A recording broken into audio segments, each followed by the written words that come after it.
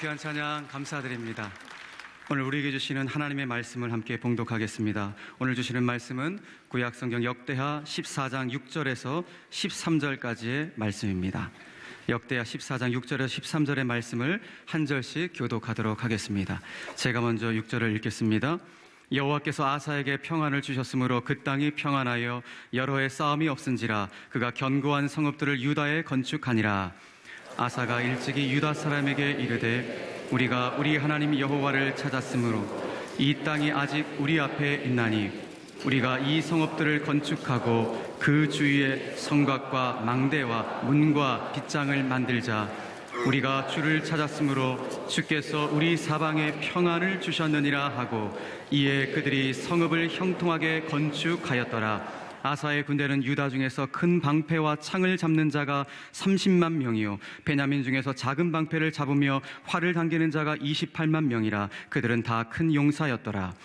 구스 사람 세레가 그들을 치료하여 군사 100만 명과 병거 300대를 거느리고 마레사에 이르매 아사가 마주 나가서 마레사의 스바다 골짜기에 전열을 갖추고 아사가 그의 하나님 여호와께 부르짖어 이르되 여호와여, 힘이 강한 자와 약한 자 사이에는 주밖에 도울 줄 리가 없사오니 우리 하나님 여호와여, 우리를 도우소서. 우리가 주를 의지하오며 주의 이름을 의탁하옵고 이 많은 무리를 치러 왔나이다. 여호와여, 주는 우리 하나님이시오니 원하건대 사람이 주를 이기지 못하게 하옵소서 하였더니 여호와께서 구스 사람들을 아사와 유다 사람들 앞에서 치시니 구스 사람들이 도망하는지라. 아사와 그와 함께한 백성이 구스 사람들을 추격하여 그랄까지 이르매 이에 구스 사람들이 엎드러지고 살아남은 자가 없었으니 이는 여호와 앞에서와 그의 군대 앞에서 패망하였음이라. 노력한 물건이 매우 많았더라. 아멘. 오늘 말씀을 통해서 하나님의 간절하고도 지극한 심정을 깨닫기를 바랍니다. 요즘 세상에 온통 화가 나 있어요. 그런데 우리가 예수 믿는 증거가 뭐겠어요? 오늘 앞에 예배 마치고 난 다음에 우리 좀 이렇게 기도하고 대화를 하는데 사랑의 교회에 오면 성도들이 다 이렇게 웃는 얼굴이다 그렇게 했어요. 안 그런 분들은 지금 다 웃는 얼굴이다. 우리가 세상 앞에 온통 화가 나, 우리나라만 화가 나 있는 게 아니에요. 지금 유럽도 화가 나 있고 아프리카도 화가 나 있고 미국도 지금 화가 나 있고 막 그래가지고 가는 데마다 사람들이 굳어져 있어요. 근데 여러분, 내가 예수를 믿었다, 신앙을 가졌다는 증거가 뭐예요? 여러분 얼굴이 지금 다 달라지시네요. 지금 왜 처음부터 그렇게 안 하세요? 저도 마찬가지고. 오늘 참 암예배 때 전력 투구를 하다 보니까 굳어질 수가 있는데 오늘 우리 모두에게, 저에게는, 제 입장에서는, 그런데 예수님만이 주실 수 있는 진정한 기쁨, 웃음 넘쳤으면 좋겠어요. 늘 얘기하지만 증오가 기쁨을 못 이깁니다. 증오가 기쁨을 못 이깁니다. 미움이 사랑을 못 이깁니다. 오늘 그 신앙의 본질을 좀 확인할 수 있도록 은혜 주시면 좋겠습니다. 사람마다 그의 생애를 통하여 어떤 그 신앙의 난관이 있고 어려움이 있을 때마다 이 장애물을 돌파하는 그런 붙잡는 평생의 말씀이 있어요. 마르틴 루터와 함께 종교개혁 시대에 그 참 귀한 사역을 했던 필립 멜랑톤이라고 있어요. 그는 늘 평생에 로마서 8장에 있는 것처럼 하나님이 나를 위하시면 누가 나를 대적하랴. 순결한 영혼을 가졌던 인디안 선교의 아버지 데이빗 브레이너드, 저희 뒤에 복도에 데이빗 브레이너드의 글들이 좀 많이 있어요. 제가 그거 보면서 가슴이 뜨거워져서 제가 이 강단에 올라오는데요. 데이빗 브레이너드는 누구든지 목마르거든 내게로 와서 마시라. 요한복음 7장에 나를 믿는 자는 그 배에서 뭐가 흐른다고요? 생수의 강이 흐른다. 이거 붙잡고 그의 평생 그의 사역의 주춧돌이었어요. 흑인 노예로서 있다가 처음으로 흑인으로 박사받았고 흑인 농업과학자였던 조지 워싱턴 카버, 닥터 카버는 그가 어려운 일이 있을 때마다 너는 범사의 여호와를 인정하라. 잠언 3장에 그가 너를 지도하시리라. 범사의 그를 인정하라. 지도하시리라. 그거 하나 가지고 땅콩 박사, 땅콩 하나에서 추출된 걸 가지고 참 세계 많은 사람들에게 축복이 되는 그런 역할을 했습니다. 에스더 4장에 오면 왕후 에스더에게 가졌던 그의 평생에 딱 붙잡는 말씀 뭐였을까요? 네가 왕후가 된 것이 이때를 위함이 아니냐, 이때를 위함인지 누가 아느냐. 오늘 이 예배를 드리면서 우리가 하나님의 때에 우리가 필요한 존재가 되었으면 좋겠어요. 그런데 이러한 내용들은 우리 편에서 볼 때 붙잡는 말씀이고, 하나님 입장에서는 이게 하나님이 신적 개입을 내가지고 그런 고백을 하게 하시는 것이에요. 공동체나 개인이 여러 가지 사역들을 앞에 놓고 우리가 나아가야 할 인생의 방향들을 앞에 놓고 우리가 살아갈 때에 공동체에서 또 개인적으로 또 저 같은 경우, 저는 오늘 이 본문에 나타난 아사왕, 통일왕국을 지나 남쪽 유다 왕국의 3대 왕이었던 아사왕, 이 아사왕이 그가 직면했던 그 문제 앞에서 오늘 역대하 14장 11절 요절 말씀인데, 여호와여 여호와여 강한 자와 약한 자 사이에 도와줄 자가 주님밖에 없습니다. 원컨대 이 수많은 무리들이 나를 공경하는, 우리 민족을 공경하는 이 사람들이 원컨대 주님을 이기지 못하게 하여 주십시오. 사람으로 주를 이기지 못하게 하옵소서. 여기에는 두 가지 뜻이 담겨있는데, 하나는 주밖에 도와줄 자가 없다. 삶의 여러 가지 참 인생의 파도 속에서 우리가 주님 앞에 고백할 수 있는 것이 진정 내 지성과 내 실력과 내 능력이 아니라 그야말로 주님만이 나를 도와주실 수 있는 분이시다. 우리가 늘 고백하는 것 같지만, 그러나 이것이 여러분들에게 다 와닿아야 되는 것이에요. 저도 그 마찬가지로 일마다 때마다 어떤 단계를 거쳐서 와닿아야만 되시는 거예요. 주님이 주님만이 도와주신 유일한 분이시다. 주님만이 문제 해결의 유일한 분이시다. 그렇게 해요. 후유증이 없다. 여러분이 갖고 있는 지성, 능력, 비빌 언덕들이 다 있지만 그거는 그냥 도구로 쓰임 받는 거고, 진짜 해결은 주밖에 도와줄 자가 없다. 이거 신적 개입이 있을 때 고백하는 내용이에요. 또 사람으로 주를 이기지 못하게 하옵소서라는 그 말은 어떤 뜻이에요? 하나님을 맞설 자가 아무도 없다. 아무도 없다. 신적 개입에 대한 은혜를 깨달은 사람이 이런 고백을 하는 거예요. 오늘 우리 마음속에 진실로 이런 고백을 담고 기도할 수 있다면 구약의 이 아름다운 기도와 능력이 오늘 21세기에 우리에게 그대로 그대로 연결될 줄로 믿는 것이에요. 그런데 여러분, 이렇게 아사가 오늘 이런 고백을 하고 체험적으로 확인을 하니까 그것이 자기에게만 끝나는 것이 아니라, 여러분, 아사의 아들이 누군지 아세요? 아사의 아들이 누구예요? 여호사밧이에요.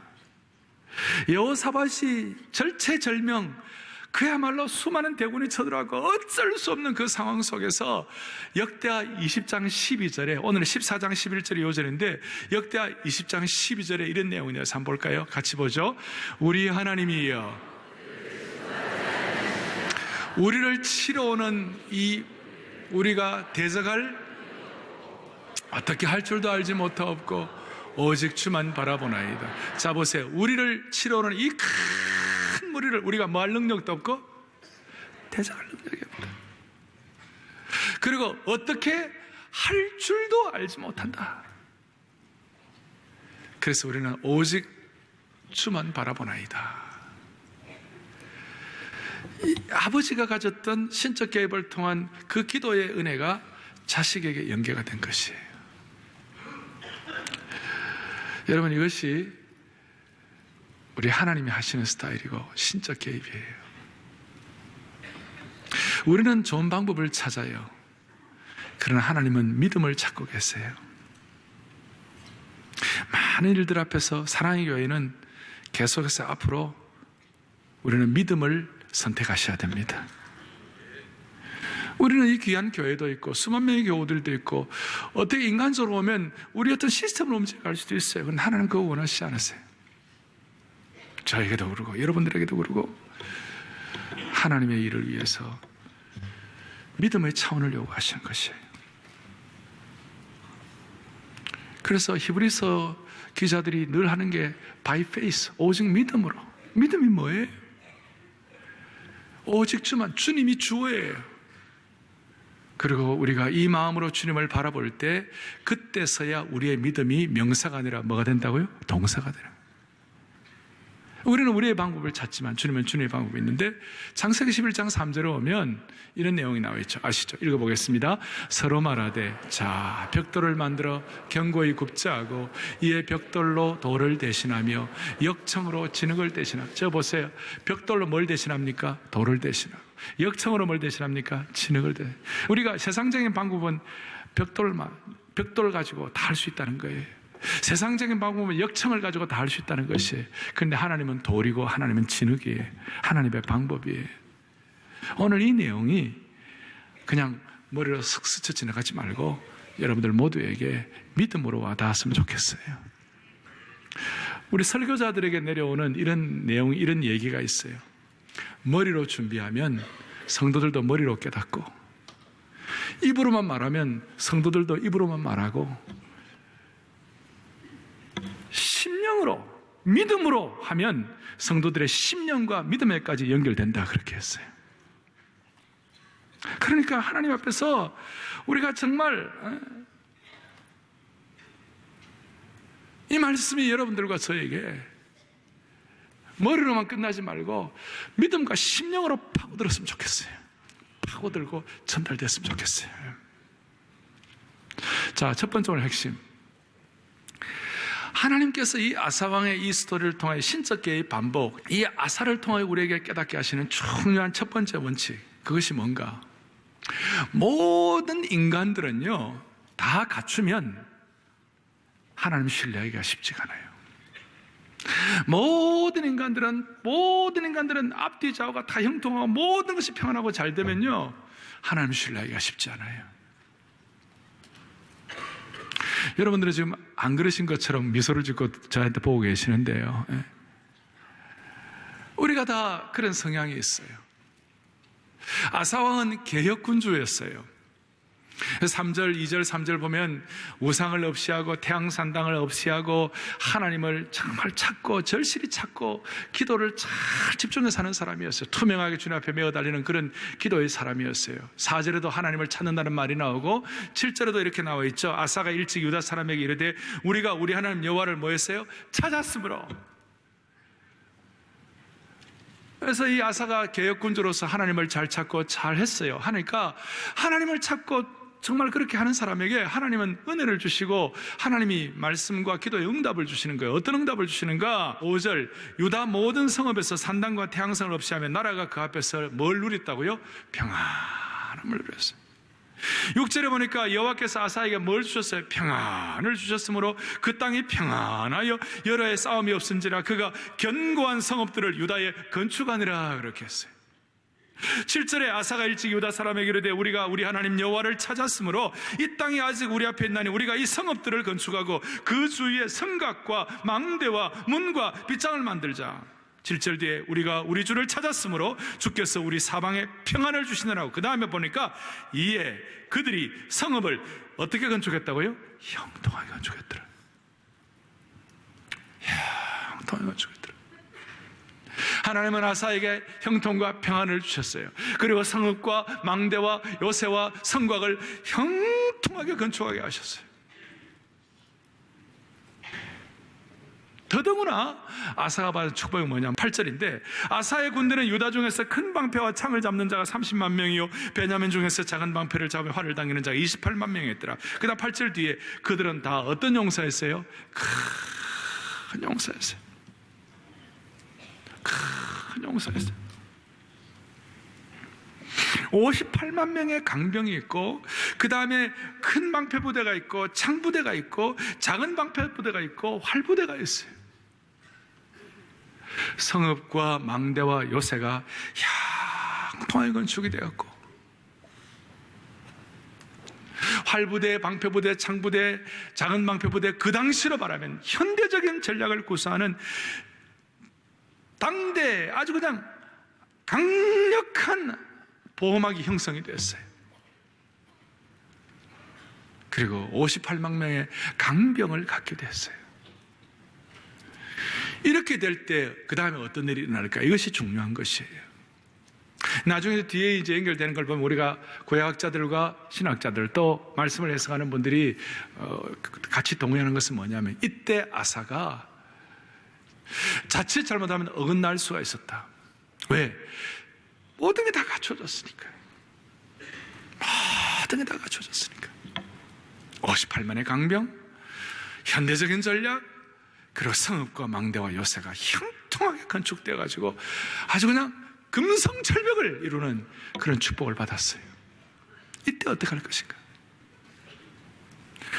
하나님은 하나님의 사람을 쓰실 때 많은 경우 신앙의 일막으로 주님 순종하고 잘하면 그의 성격이 좀 온유하든지 이삭처럼 좀 그렇게 한 사람들에 대해서는 그냥 형통과 평안으로 해가지고 끝나는 인생이 있고, 또 하나님께서 그 사람을 통하여 새로운 신앙의 차원을 올리려고 새로운 걸 하기 위하여 하나님께서는 어떻게 하시는가? 반드시 신앙의 챕터 2 제2막에서 하나님이 다루시는 원리가 있어요. 그 원리가 뭐냐면 사람의 부패한 본성이 있다는 것이, 그 사람의 부패한 본성은 뭐냐면 아담의 모든 자손들은 형통하고 평안하고 잘되고 모든 것이 순적하게 굴러가면요, 그 자기가 누리는 형통과 평안함과 좋은 환경을 하나님이 안 도와주셔도 자기 힘으로 그것을 유지하려고 하는 독특하고 부패한 본성이 있는 것이에요. 오늘 말씀을 듣는 여러분들은 안 그런 것처럼 저를 딱 쳐다보시는데, 우리에게 이런 속성이 있어요.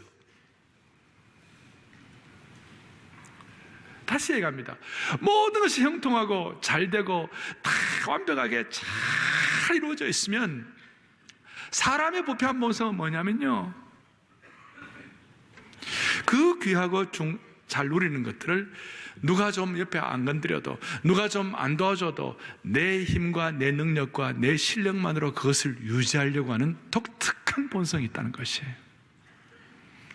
그것은 하나님 편에서 볼 때, 하나님의 사랑하는 자의 입장에서 보면 망하는 길이에요.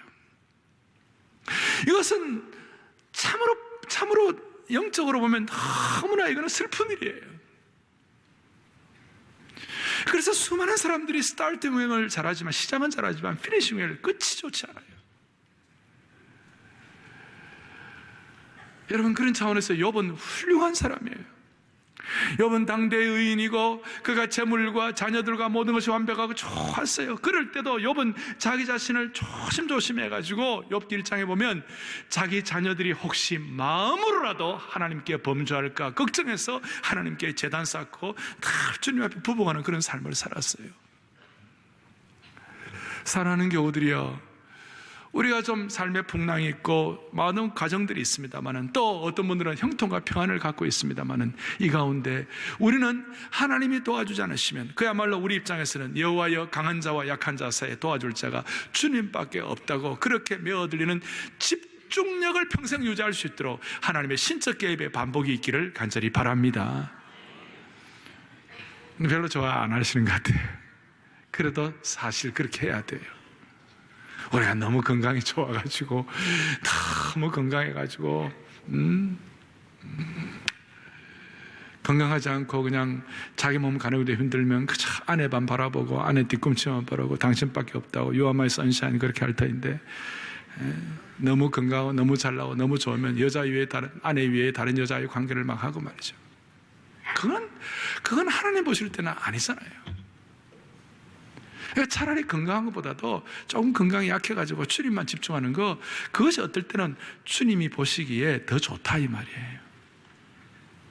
너무 돈이 많고 너무 모든 것이 완벽해가지고 사회적으로 너무 잘 나가고 자기 마음대로 하나님 없이도 교만한 그거보다는 조금 부족해가지고 주님 앞에 늘 오직 주만 바라보나이다라고 겸손하면 그것이 더 나을 수 있다 이 말이에요.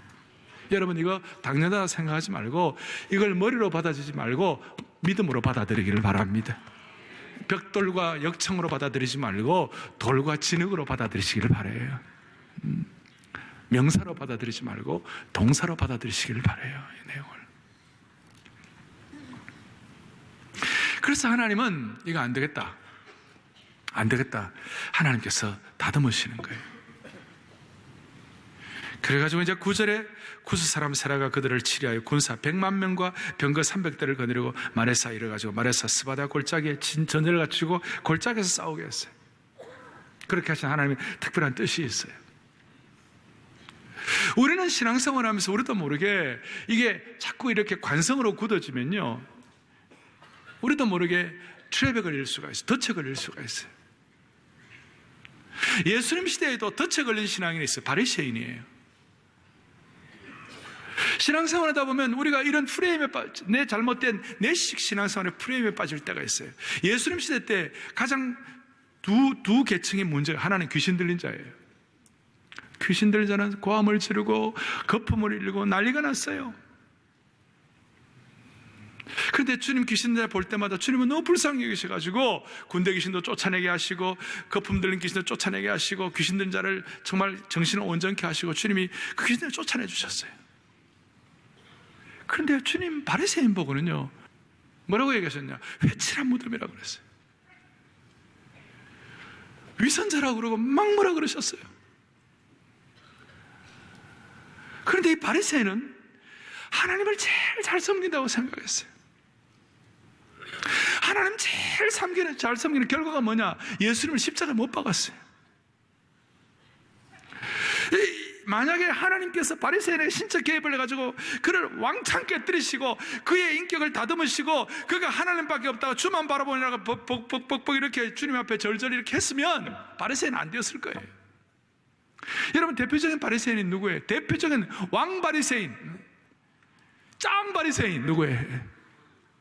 바울 사도예요. 믿기 전에 바울 사도예요.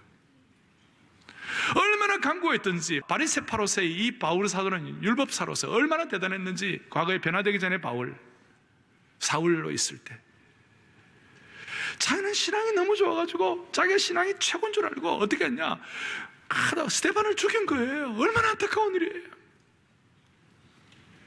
그의 교만, 그의 폭력성, 그의 어리석음은 말로 다 할 수 없었어요. 그런데 자기는 신앙 제일 좋은 줄 알았어요. 왜 그런지 아세요?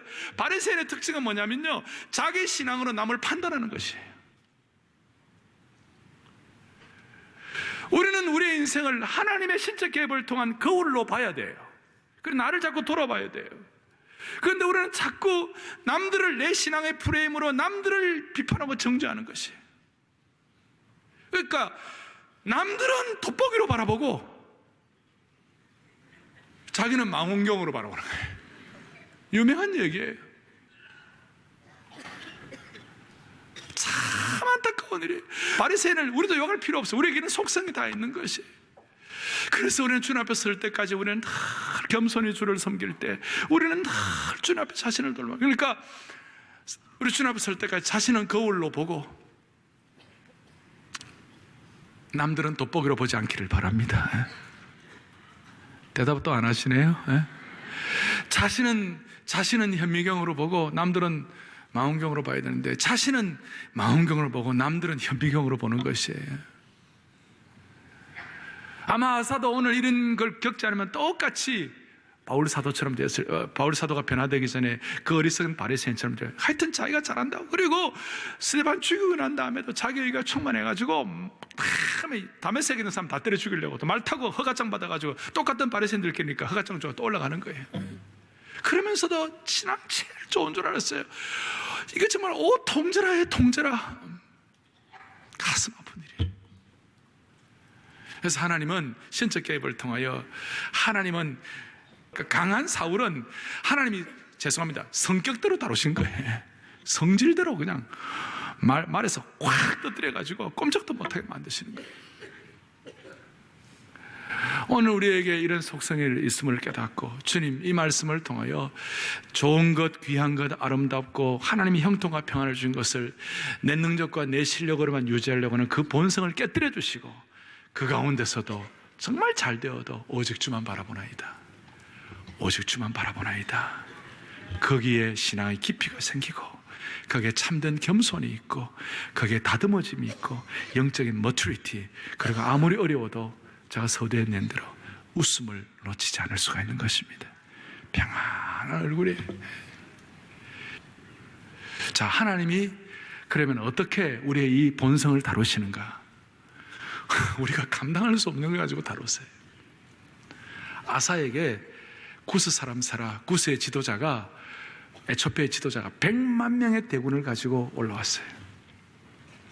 만약에 한 5만 명이나 10만 명쯤 데리고 왔으면 아사가 좀 코웃음 쳤을 거예요. 무슨 5만 명, 10만 명 가지고 우리 58만 명의 강군을 이길 것인가 이렇게 생각했을 거예요. 그리고 더 기가 막힌 것은 병거 300대, 철병거 300승을 가져왔어요. 아까 아사가 활부대, 장부대, 작은 방패부대, 큰 방패부대, 그 당시로서는 현대적인 전략을 구사한다고 그랬어요. 자기 어떤 노하우를 가지고 우리는 뭐 늘 이긴다 이렇게 생각했는데 철병거 300대가 오니까 이거는 그냥 완전히 그냥 그 앞에서 꼼짝을 못하는 거예요. 고해학자들은 아사의 그때 활부대, 창부대, 방패부대는 대개 청동기로 그 무구들을 갖추었다. 청동기 무구다. 그런데 이 철병거는 이 철기 문화다. 그러니 그 강한 철 앞에서 청동기는 다 깨져나가는 거예요. 꼼짝도 못하는 거예요. 자기가 최고로 자신했던 것이 아무것도 아닌 거예요.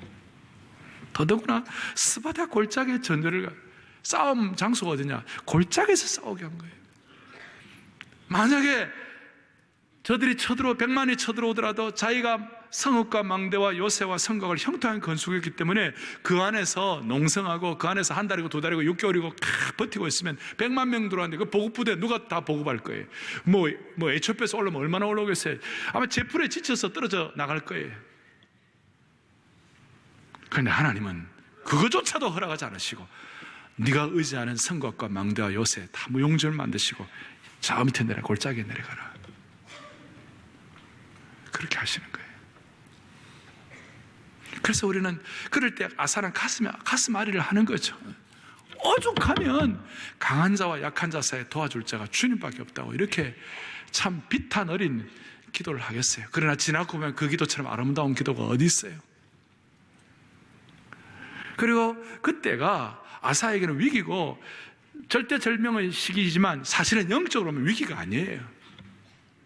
그러니까 하나님의 스타일은 우리의 부패한 본성을 이겨내기 위하여 어떻게 하시는가 하면요, 우리의 내면을 꿰뚫어 보시고 우리가 의뢰하는 것들, 우리가 이거 없으면 안 된다라고 생각하는 그 모든 것들을 무용지물로 만드시는 것이에요. 이게 참 힘들어요. 그리고 싫어요. 이게 우리가 인간이기 때문에. 여러분들이 의뢰하는 거 다 있잖아요. 여러분들이 의뢰하던 가족이 있고, 여러분들이 의뢰하던 지성이 있고, 여러분들이 의뢰하던 의지가 있고, 여러분들이 의뢰하던 남편과 아내가 있고, 우리가 의뢰하는 자식이 있고, 하여튼 내 인생의 비빌 기댈 언덕들이 다 있잖아요. 그런데 하나님은 가끔 물론 형통하고 평안함 주시지만 가끔 하나님의 사람으로 빚어가고 좀 마음의 본성이 조금 나가려고 할 때는 하나님께서 어떻게 하시냐, 그 비빌 언덕을 무용지물로 만드신다니까요. 이게 참 어떨 때는 힘들어요. 가슴앓이를 해요. 그러나 이 과정을 잘 거치면 우리의 기도의 수준이 달라지고, 말씀을 듣는 능력이 달라지고, 우리의 명사의 삶에서 동사의 삶으로 바뀌게 되고, 우리가 주님 앞에 간절히 나갈 때 하늘 보좌를 움직이는 축복을 받게 되는 것입니다. 베드로가 갖고 있는 비빌 언덕이 뭐였어요? 베드로가 업으로서 힘들고 어렵지만, 그러나 베드로가 갖고 있는 최고의 비빌 언덕은 갈릴리 바다에서 고기 잡는 업으로서의 전문성이었어요. 최고의 전문성이었어요. 그리고 고기잡이 잘하는 것으로 잔뼈가 굵었어요. 근데 그건 인생의 일막이에요. 그런데 예수님께서는 베드로라 하여금 인생의 새로운 죄의 이막, 고기 잡는 어부가 아니라 사람 낚는 어부로서의 새로운 차원의 삶을 살기 위해서는 그거 갖고 안 된다. 너 인생의 전문성 갖고 안 된다. 이제 너는 한 차원 올라가야 한다. 그것이 뭐냐? 오직 주만 바라보나이다. 강한 자와 약한 자 사이에 도와줄 자가 주님밖에 없다는 것, 이걸 그의 삶으로 체득하게 하시는 거예요. 어떻게 하시는 거예요? 주님께서 나타나셔가지고 누가복음 5장 마지막 요한복음 제일 뒷부분에서 뭐라고 말씀하시는 거예요? 깊은 데 가서 그물을 던지라. 깊은데, 오전에 깊은데 고기가 없어요. 베드로는 전문가예요, 고기에 대해서. 예수님은 목수예요, 목수. 목수가 어부에게 이렇게 생각할 수 있지만 그거 다듬으시는 거예요. 네가 알고 있는 세계관의 전부가 아니야. 또 오른쪽 배 오른편에 그물을 던졌는데 밤새도록 베드로가 고기 잡는 데 애썼는데 오른편 왼편 다 해봤겠어요? 안 해봤겠어요? 오른편 해봤을 거라고. 오른편 던져봤을 거라고. 그렇게 예수를 내가 오른편에 해봤습니다. 해봤는데 없습니다. 내가 실증적으로 다 알고 있는데 주님 또 너무하시네 이렇게 말할 수 있는데 주님은 그래도 오른편 가서 그물을 던져라. 여러분, 우리가 주님 섬기는데 어떨 때는 이해 안 되는 부분 많아요. 우리가 오른편 다 해봤는데 또 오른편 하라고 하시는 그런 주님의 음성을 들을 때가 있는데 우리가 참 기가 막힌 거예요. 그럴 때는 어떻게 해요? 그렇지만 그때 우리가 사람 낚는 어부가 되기 위해서는, 고기 잡는 어부가 아니라 사람 낚는 어부가 되기 위해서는 그 과정이 필요하다고 생각하시는 거예요.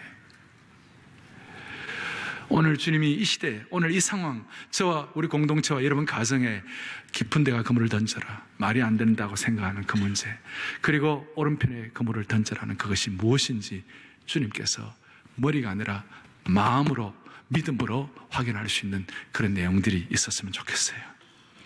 그래서 이 신적 개입 반복의 중요한 정점 중에 하나는 내가 의뢰하던 성읍, 망대, 요새, 현대적인 전략, 그 모든 것들을 완전히 무용지물되게 하시고 뒤끝이 타게 하셔서 주님만 의뢰하게 하시는 거예요. 여러분, 뒤끝 한다는 말 아십니까? 대학 입시 딱 장소에 가고, 요즘은 인터넷으로 하니까 거기 딱 가고 떨어진 경험 있으십니까? 내 이름 없을 때 여러분 뒤끝이 안 탑니까?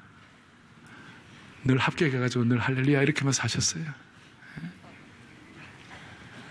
우리가 뒤끝이 탄다는 말이 뭐냐? 앞뒤 저거 다 막혔을 때 강한 자와 약한 자 사이에 도와줄 자 주님밖에 없다는 이 진실된 기도. 이럴 때 우리는 자기 죽음이 선언되고 여기서 예수 그리스도의 십자가의 비의 신비한 의미를 깨닫게 되는 것입니다. 십자가의 깊은 신비가 무엇입니까? 자기 깨어짐이에요.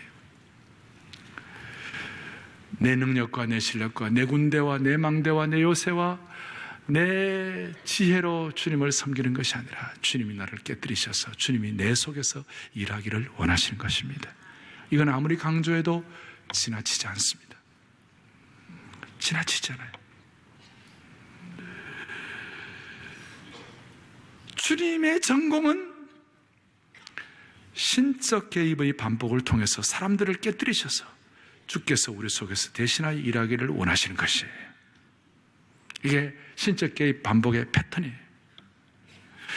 우리는 여기서 깨어짐에 대한 세상의 원리와 신앙의 원리가 얼마나 다른지를 보아야만 할 것이에요. 이 세상은 깨어질수록 가치가 하락됩니다. 수억 원에 이르는 자기가 있을 때, 그 자기가 깨어질 때 그 가치는 땅에 떨어지는 것이에요. 그런데 신앙의 경우는 깨어질수록 가치가 더 올라가는 것이에요. 이 신앙은 역설이에요. 우리는 여기에 눈을 떼야 되는 거예요. 세상은 깨어질수록 가치가 없고 쓸모가 없지만 신앙 세계는 깨어질수록 하나님께서 쓸모 있는 존재로 만드시는 것이에요. 제가 그냥 하는 말씀이 아니고 눈물의 선지자 예레미야에게 하나님께서 그에게 깨닫게 하시는 거예요. 예레미야 18장 4절에 이런 내용이 나옵니다. 읽어보겠습니다. 진흙으로 만든 그릇이 토기장의 손에서 터짐에 그가 그것으로 자기의 의견에 좋은 대로 다른 그릇을 만들더라. 토기장이, 예레미야가 토기장에 가서 하나님께서 가보라 그랬어요. 토기장에 보니까 그릇인데 그릇이 막 터지고 깨어지는 거예요.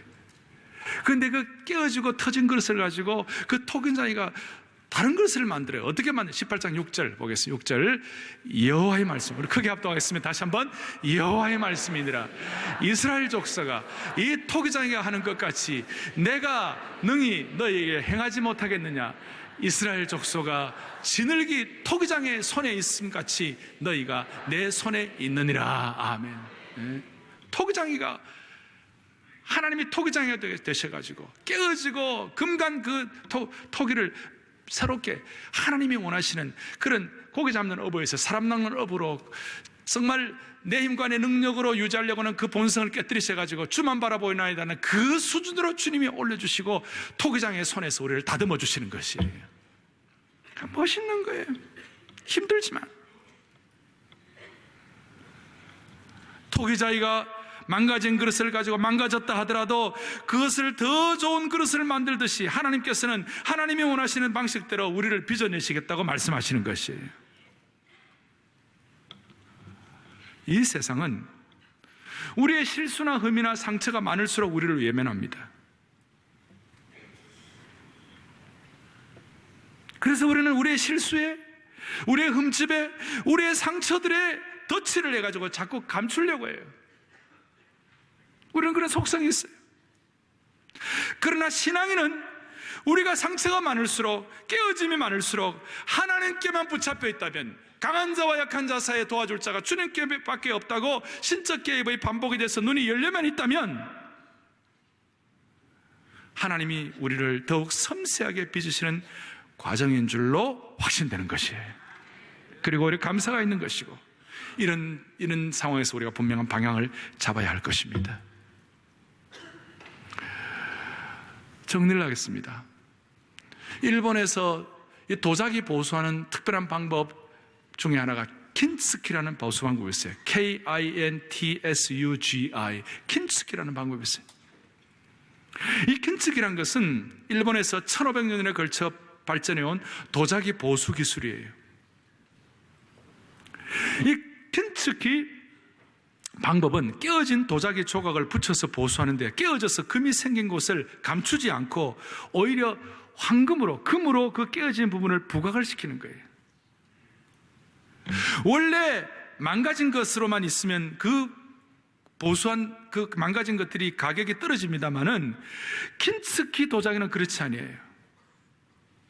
오히려 그렇게 잘 보수를 하고 망가진 부분들을 이 킨츠키 방법으로 그 전문가가 잘 하면 오히려 깨어지기 이전보다도 훨씬 더 아름다워져서 더 비싼 값에 팔려나가는 것이에요. 그렇습니다. 우리가 깨어질 때마다 깨어진 조각들을 하나님의 손길로 접합하는 것입니다. 그것은 킨츠키 장인의 기술에 비할 바가 아니에요. 아멘. 그 비할 바가 아니에요. 하나님의 신적 개입을 통하여 오늘 이 시대에 깨어지고 망가진 도자기를 은혜의 황금으로 다듬으셔가지고 하나님 나라에 멋있는 그릇 되게 해주시기를 원합니다. 우리가 어떨 때는 육신이 아플 때가 있어요.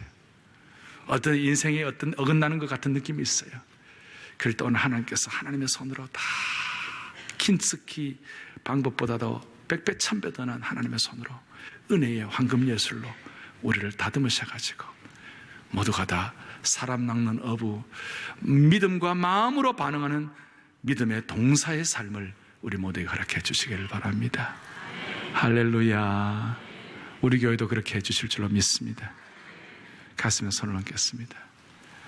주님 감사합니다. 오늘 이 말씀 평생 붙잡고 모두가 다 사람 낚는 어부 되게 하여 주시옵소서. 우리 주 예수 그리스도를 받들어 간절히 기도 올리옵나이다. 아멘.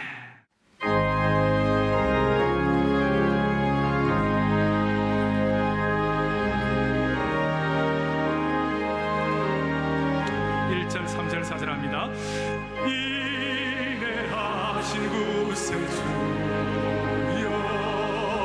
내 말 들으사 죄인 오가실 때에 날 부르소서. 주여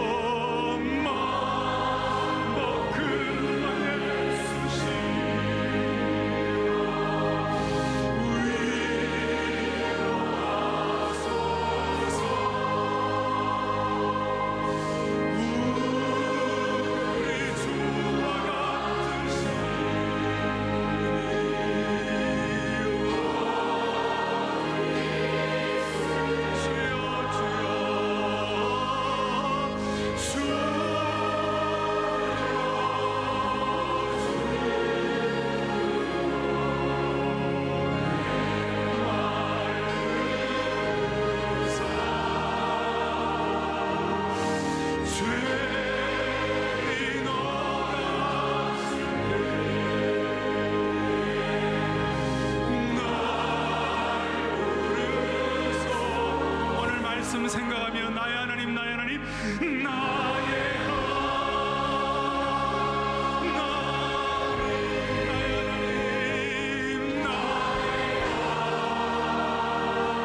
여러분들이 갖고 있는 공동체가 갖고 있는 모든 기도 제목 올려놓으십시다. 구원의 뿌리시여 나의 산성이라 나의 산성. 괜찮으시다면 다 두 손을 번쩍 들고 나의 하나님 나의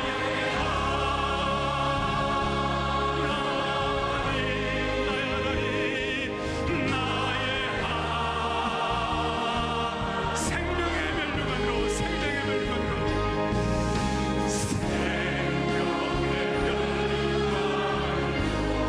내게 씌우소서 내게 우리의 간절한 기도 제목 올려놓은 나의 하나님 나의 하나님 응답의 멸류관으로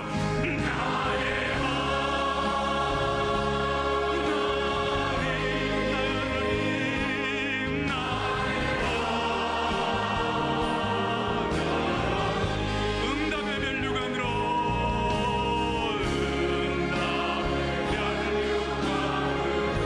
내게 씌우소서 내게 다시 한번 나의 하나님 나의 하나님 치유의 멸류관으로 다 치유하소서 나의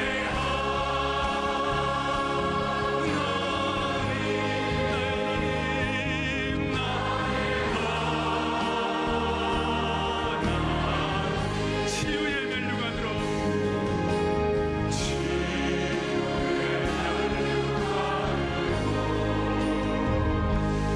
내게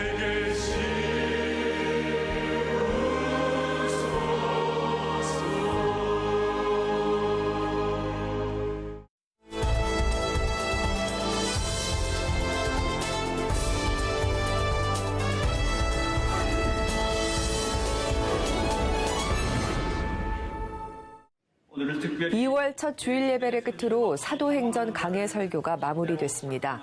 그동안의 말씀의 은혜를 되돌아보는 영상을 보며 감사의 마음을 함께 나눴고 말씀을 전한 오정현 담임 목사는 하나님이 주시는 꿈을 꾸고 생명사역에 집중하며 수직적이고 수평적인 믿음의 세대 계승을 이루어야 한다고 강조했습니다. 가장 가치 있는 삶이 무엇일까요? 가장 가치 있는 삶은 하나님의 꿈을 나의 꿈으로 갖는 사람이 가장 가치 있는 삶이에요.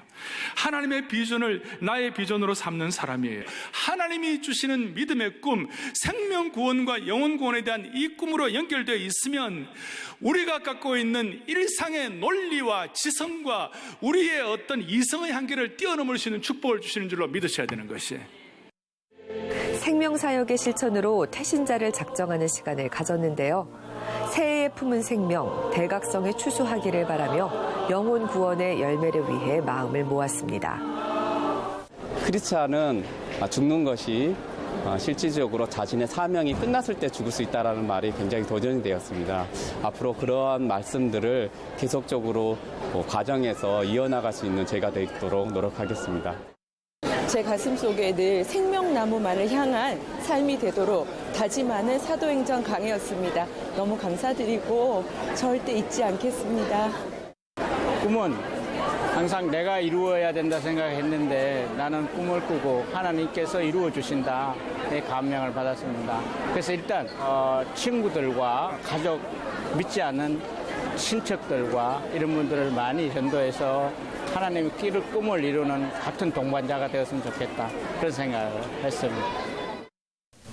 2015년 1월부터 계속된 사도행전 말씀처럼 앞으로도 사랑의 교회가 사도행전적 교회로서 어려운 때에도 하나님이 허락하시는 가치 있는 삶을 꿈꾸며 믿음의 전성기를 맞이하고 다음 세대의 신앙을 계승할 수 있기를 소망합니다.